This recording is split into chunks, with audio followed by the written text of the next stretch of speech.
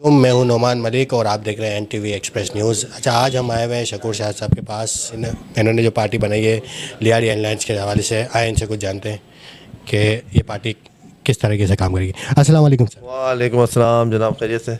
अच्छा सर, ये बताएं कि जो आपने पार्टी आज़ाद उम्मीदवार से जब आप खड़े हुए हैं, तो क्या आपको किसी पार्टी ने टिकट नहीं दिया?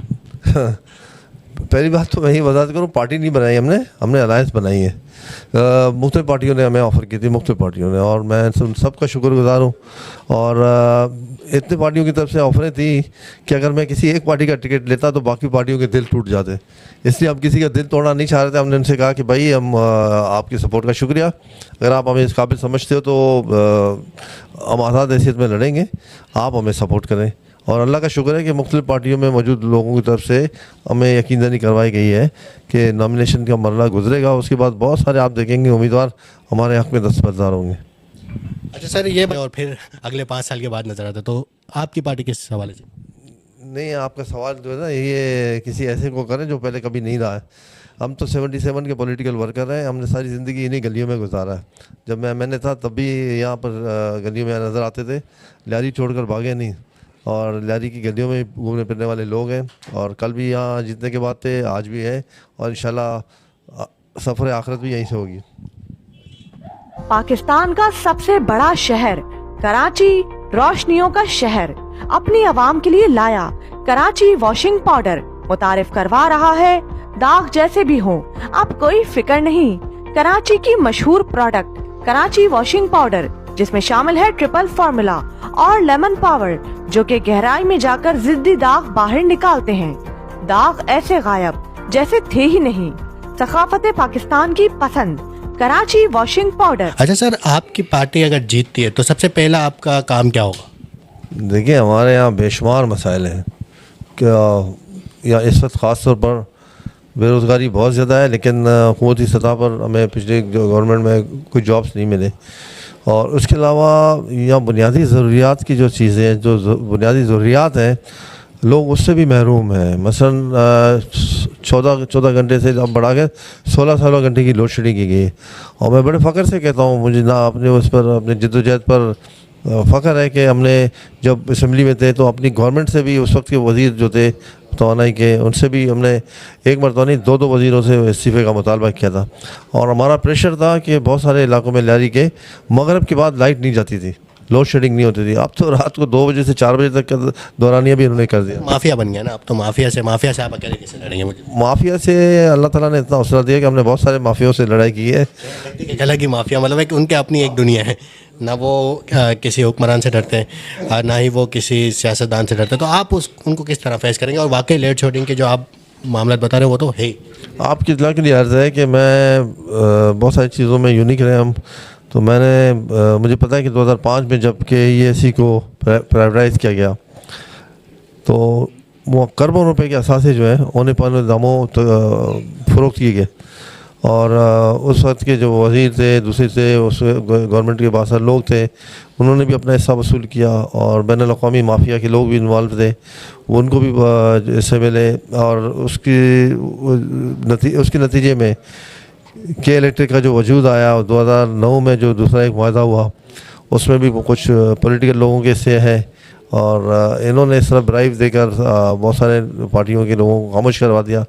लेकिन हमारी जिद्दोजहद ये होगी कि हमारी कोशिशें भी ये होगी कि हम अपने लोगों के लिए कितना हिस्सा वसूल करते हैं, हमारे लोगों को कितनी फैसिलिटी फराहम करते हैं। और हमारी ये जिद्दोजहद जो है वो उस दिन तक जारी रहेगी जब तक सांस में सांस है, और जब तक हम अपने लोगों को के इलेक्ट्रिक के मज़ालिम से छुटकारा नहीं दिलाएंगे। सर, के इलेक्ट्रिक के बाद एक पानी का भी एक बहुत अहम मसला है, जो कि यहाँ लोगों को पानी नहीं मिलता, और जब पानी मिलता है तो रोडों पे मिलता है। सर, इसके हवाले से क्या है? देखिए, बड़ी बदकिस्मती की बात है, पिछले 3 सालों से, मेरे ख्याल में, या 4 सालों से सिंध असम्बली के बजट में, सिंध गवर्नमेंट के बजट में K3 की जो लाइन है उसको ओपन करने के लिए फ़ंड मुख्तस की जाती है, 70 करोड़, 75 करोड़। लेकिन क्या वो फ़ंड यूटिलाइज़ किया जाता है या लैप्स हो जाता है? कि वो उसको ओपन करना असल मकसद है कि जो लाइन आ रही है अगर ओपन हो जाए तो फिर उसमें से चोरी की गुंजाइश नहीं रहती।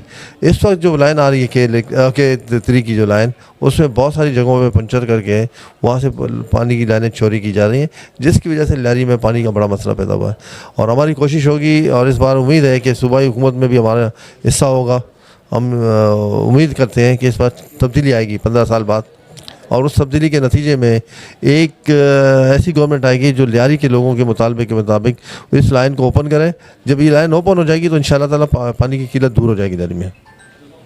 सर के इलेक्ट्रिक के बाद अब एक माफिया नया बन रहा है जो सुई नोर्डर्न गैस। अच्छा सर, इस हवाले से क्या कहेंगे? देखिए, सुई सदन गैस के हवाले से कुछ हक़ाइक़ मैं आपके सामने रखना चाह रहा हूँ। हम चूँकि गवर्नमेंट का हिस्सा रहे तो बहुत सारी चीज़ों पर मालूमात तक एक्सेस रही। हमारे मुल्क में गैस के जो मौजूदा ज़खायर हैं वो ख़त्म होते जा रहे हैं। हर साल 9% जो है वो प्रोडक्शन कम हो रही है, क्योंकि जो कुएँ हैं उनकी सफाई वगैरह मेंटेनेंस के लिए भी लाखों डॉलर खर्च करने पड़ते हैं, जो करप्शन की वजह से नहीं किए गए। वो पैसा कहाँ गया उसकी भी तहकीकात होनी चाहिए। लेकिन वो चूँकि वो चीज़ें कम हो रही हैं और उसका अल्टीमेटली नतीजा ये हो रहा है कि प्रोडक्शन आपका कम हो रहा है। हम छोटे थे, हमें याद है कि घर के लिए हम बर्शन ला के नाम से जो कंपनी थी सिलेंडर ला के घर में रखते थे। अब दोबारा कौम को उस तरफ ले जाया जा रहा है। अब प्रोडक्शन, एक उम्मीद थी जब पीटीआई की गवर्नमेंट आई थी कि कराची के समंदर से वो गैस निकल रहा है तो लोग खुश थे, मुल्क के जो खैर ख्वाह हैं वो खुश थे। लेकिन उस वक्त भी कुछ बदख्वाहों ने ये दुआ मांगी थी कि अल्लाह करे ना निकले, और बाद में पता चला कि वो जो गैस की ज़खायर दरियाफ्त होने के चांसेस हैं वो अनफॉर्चुनेटली पता चला कि नहीं है उसमें गैस। तो गैस की कमी है बहरहाल, और ये एक कुदरत की तरफ से एक निज़ाम है, उस निज़ाम से आप जंग नहीं कर सकते। हालांकि हमारे मुल्क में बेशुमार मादनियात हैं, गैस के ज़खायर भी हैं, इनको एक्सप्लोर करना है, लेकिन कौन करेगा? बात ये हम कोशिश करेंगे कि अगर गवर्नमेंट बनती है उसमें हमारी आवाज़ होगी, तो हमारी ये कोशिश होगी कि लोगों को ज़्यादा से ज़्यादा जो है गैस प्रोडक्शन के लिए नए कुएँ खुदवाए जाए, और उसके नतीजे में अगर सप्लाई बेहतर होती है तो लोग फैज़याब होंगे। वरना मैं लगी लिपटी के बगैर कहूँगा कि प्रोडक्शन कम होने की वजह से, हालांकि हमारी कोशिशों से हमने रिहेबिलिटेशन का काम करवाया है लियारी में। अपने पूरी लियारी की जो पुरानी लाइनें थी उन सबको चेंज कराने का वक़्त असद उमर साहब को, सॉरी उमर अयूब साहब को मैं क्रेडिट देता हूँ। आज वो बुरे हालात में, बुरा वक्त है उन पर, लेकिन उस वक्त उन्होंने ये कोशिश की थी और सुई सदन गैस वालों से हमारी मीटिंग कराई थी। कराची के MNS की, उनके अभी मौजूदा MD हैं, दूसरे अफसरान हैं, और यहाँ लियारी के लिए ख़ास तौर पर रिहेबिलिटेशन का काम शुरू हुआ। गुलिस्तान कॉलोनी में अगर लंबाई के हिसाब से अगर आप देखे जाए तो उस पूरे इलाके में 15 किलोमीटर के इलाके में गैस लाइनें चेंज की गई, नई लाइनें लगाई गई, जिसकी वजह से वहाँ माशाल्लाह काफ़ी बेहतरी आई है। क्योंकि ये जो पुराने लगाए गए थे 70 की दहाई में जो लगाए गए वो अब भीड़ की लाइनें थी, वो गल सड़ गई हैं। बहुत सारे इलाकों में मैनोलों के अंदर से वो गटर के उस तरह थे हमसे उन मिनिस्टर्स को, तो उन्होंने क्या किया कि जिन लोगों को हमने करप्शन की बुनियाद पे साइड में किया था उनको ला के अहदे दिए, और लोकल बॉडीज़ में हमारे मशवरों को नज़रअंदाज किया गया। जिसके और हज़रत अली का कौल है कि जहाँ आपको सोने के बर्तन और चांदी के चमचे में खिलाया पिलाया जाए मगर इज़्ज़त ना दी जाए तो वो जगह छोड़ दें। तो हमने बेहतर ये समझा कि फिर वो जगह ही छोड़ दें। हमारी सिंध की जो क़यादत थी, जो यहाँ गोली खाने की बात कर रहे थे, पता नहीं कहाँ उनको गोली लगी कि अब तक गायब है, ठीक है ना।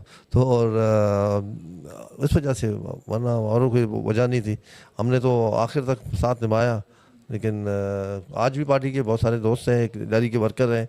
तो अभी थोड़ी देर पहले भी उनके वर्करों ने दावत में साथ थे, बैठे, खाया पिया, अपने साथ खाना खाया। वर्कर इज़्ज़त करते हैं, और मुझे अल्लाह से उम्मीद है कि जब मैं इलेक्शन लड़ूंगा तो लियारी के अवाम की बड़ी अक्सरियत से ये तवक्को है, जिसमें PTI के बहुत सारे सपोर्टर्स हैं, वो भी हमें सपोर्ट करेंगे इंशाअल्लाह। अच्छा सर, एक लास्ट क्वेश्चन सर। अच्छा, ये आप अगर जीत जाते और फिर किसी पार्टी में जाना पड़े मजबूरन, तो आप किस पार्टी को चुनें? देखिए, ये तो अभी फ़िलहाल मैं कुछ नहीं कह सकता। इसमें आपको उस वक्त जो फैसला करना होगा लियारी के मफाद को देख के फैसला करना होगा, और जो भी फैसला करूँगा वो लियारी के मफाद को देख के करूँगा।